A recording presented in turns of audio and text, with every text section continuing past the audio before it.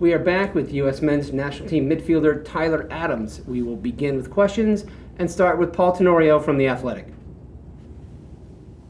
Thanks so much, Michael, and thank you, Tyler. I know the minutes haven't been as regular recently. I wonder just kind of how you've been kind of getting through that mentally and physically, how you're approaching this window, especially considering the first game is at the Azteca, and it's not a normal place to get minutes. How much do you kind of weigh trying to get your fitness and thinking about minutes versus wanting to get on the field and get a rhythm ahead of that big Panama game? Thank you. Yeah, no, absolutely. I mean, I think mentally, that's football, right? You go through those types of moments. You have coaches that are going to play you every single game, every single minute. You have other coaches that you may not, but mentally, at the end of the day, you have to stay strong. I think physically, I actually feel really, really good. Coming in now and, hoping to play regularly will be nice. And, going to the Azteca is never an easy first game after you obviously haven't been, playing recently. But I'm excited about it. We have a good group, a lot of confident guys, a lot of informed guys coming into this camp as well. So it's business as normal. Next will be Stephen Goff from the Washington Post. Hey, Tyler, thanks for your time. Given, heading into this last stretch, given what happened last cycle and the team not qualifying, how would you describe the level of responsibility and expectation for this program now to finish the job and get to the World Cup? Yeah, absolutely. So like we've said many times before, coming into each and every camp, we've had the game-by-game mentality. And I think once we've kind of adapted that mentality and learned that, we can't look forward and no game is more important than the game that you're playing in the present, that's when we've had the most success. So, coming in now, coming into qualifying in general, I think the group felt a great responsibility that, qualifying for the World Cup is the absolute, minimum. We have to do that to continue to move the program forward, to give our players the best opportunity to continue to develop and get that international exposure and grow the game in the U.S. So we're doing that. But now it's again, step by step. This is obviously a very important window, and without looking ahead, a very difficult game coming up in Azteca. But we're confident in our group and the players that we have. So, we're going to go down there and go for it. Next will be Grant Wall. Hey, Tyler, good to see you. What would it mean to you for the U.S. to beat Mexico in the Azteca for the first time in a World Cup qualifier and for the fourth straight time in a meaningful game? Yeah, I mean, it would mean a lot. Obviously, as you know, the rivalry is continuing to grow.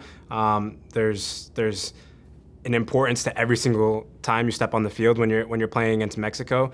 I think for us, we don't want to get too caught up in records. And I'm, as a personally, I don't look at be a player that's part of the group that beat them for the first time in Azteca. It's just the feeling that you have when you can beat or win a rivalry game is amazing. So, to go down there and take care of business would be important for the group, important for our confidence, and obviously show the strength of the group to be able to go to an away game and win in a hard qualifying cycle.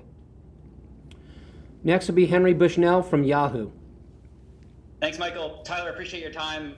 Steve asked you about the responsibility earlier. Pretty simple question kind of going off that. Heading into Thursday, and this coming week in general, are you nervous at all? I mean, I think, every time you go into important games that have, such value, you always feel the nerves. But, when the whistle blows, everything becomes normal again. It's another football match at the end of the day. You have to go and you have to rely and trust your instincts and, trust the plan that the coaches are giving you. Know what you have to do, know your role, and the rest will take care of itself. We have, guys that help each and every one, through the game. You have to get that groove, get in that feeling, and we're confident in our style of play, confident in the chemistry of the group, and I think ultimately that will dictate our results always. Next will be Doug McIntyre from Fox. Thanks, Michael. Thanks, Tyler, for doing this. Appreciate it. You're one of a number of guys that are going into this game in Mexico with a yellow card.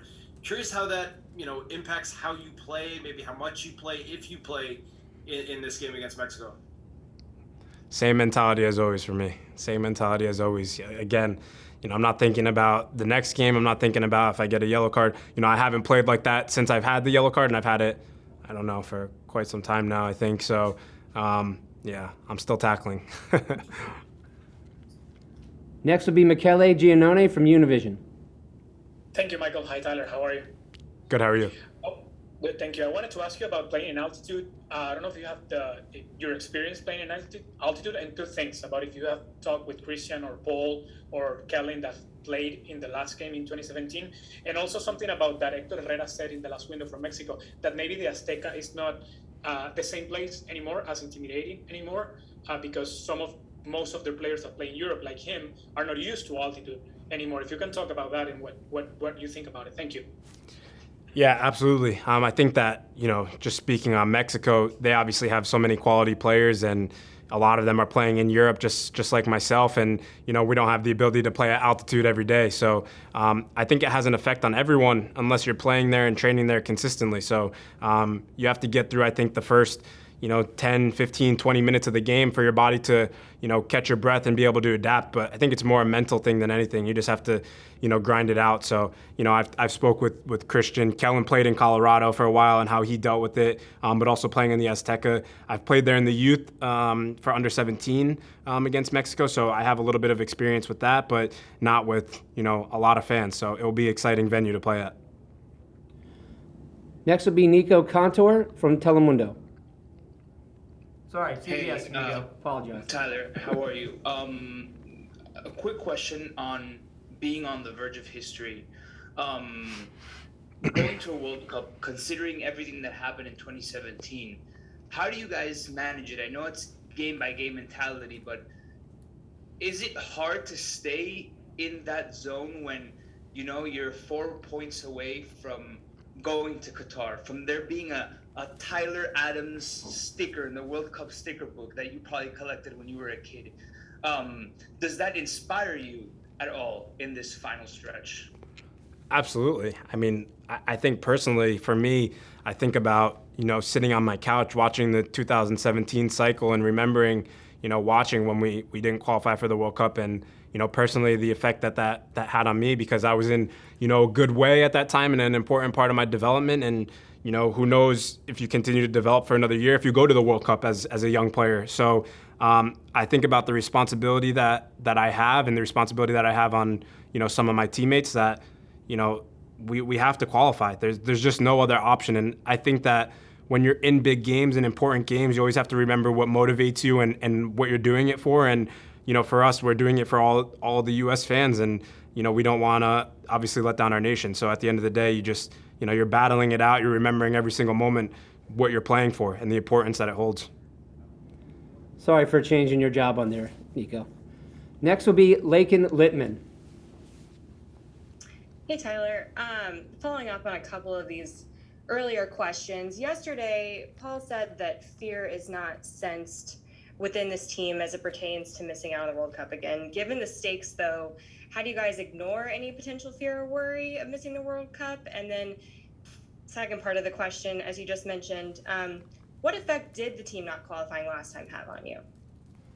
Yeah, starting with your first question, there's no fear. There's no fear at all. I think that the best feeling, or again, the minimum, is that every game that we go into, we're leaving it all out on the pitch, so that we don't have any regrets. And when we leave it all out on the pitch, we're going to win games. That's the bottom line. So we're confident in the group, and we're confident in the mentality of the group. But again, yeah, like I said right before, the effect that had on me was, of course, being able to watch our country in a World Cup again, and continue to see the development of our country in the game of soccer. But also for me, I got called into my first national team camp right after we didn't qualify. So who knows that, maybe if we qualify, I'm going to be a part of that group, and maybe be a part of that World Cup cycle. So yeah, it has a big effect on young players. It gives them an opportunity to play in the international game at the biggest stage, the biggest level. So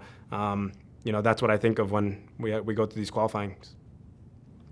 Next will be Ryan Talmadge from Goal.com. Hey, Tyler, when you look at the midfielders, especially in this camp, it's pretty obvious that everyone is kind of just really different. that you guys all play in really different ways. And obviously Weston's not here, and that's a big loss, and that's someone you're missing. But you just look at the group, and you have some guys like Kellen who are maybe more energy and more defensive. Guys like Gianluca are maybe a little bit more attacking and can pick out a ball. Guys like Luca and Eunice who can carry the ball. And for someone like you said, you do what you do, and you're going to be tackling people regardless. But how do things change depending on how that midfield looks, and what are some of the things you're expecting to do in this Mexico game and beyond?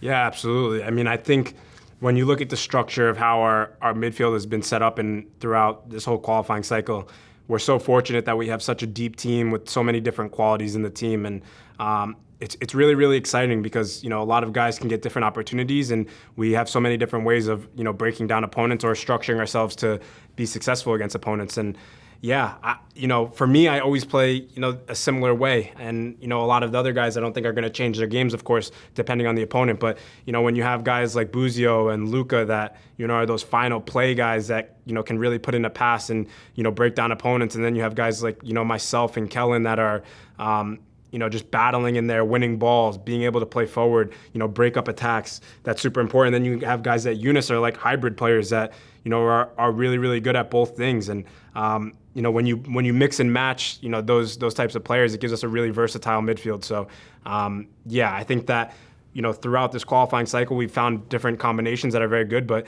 we're good in playing with different people, and we understand each other's roles, which is also really good. Our last question for Tyler comes from Claudio Villalobos. Sure. I was just asking Taylor, but because of the quality of Mexico midfielders and the fact of the altitude in Mexico, how much more sound does the team have to be tactically in terms of this game comparing to the other games in the window? Yeah, I mean, I think altitude is going to have an effect on everyone, of course. Like I said earlier. But tactically, one of our most important, characteristics in our team is to make sure everyone understands their role tactically, because it plays such an important role in the success of the team. Knowing when to press, knowing when to stay, knowing what to do with the ball and what spaces to move into. So, I think whichever team does that on the day is obviously most likely going to be more successful. So we need to be tactically sound.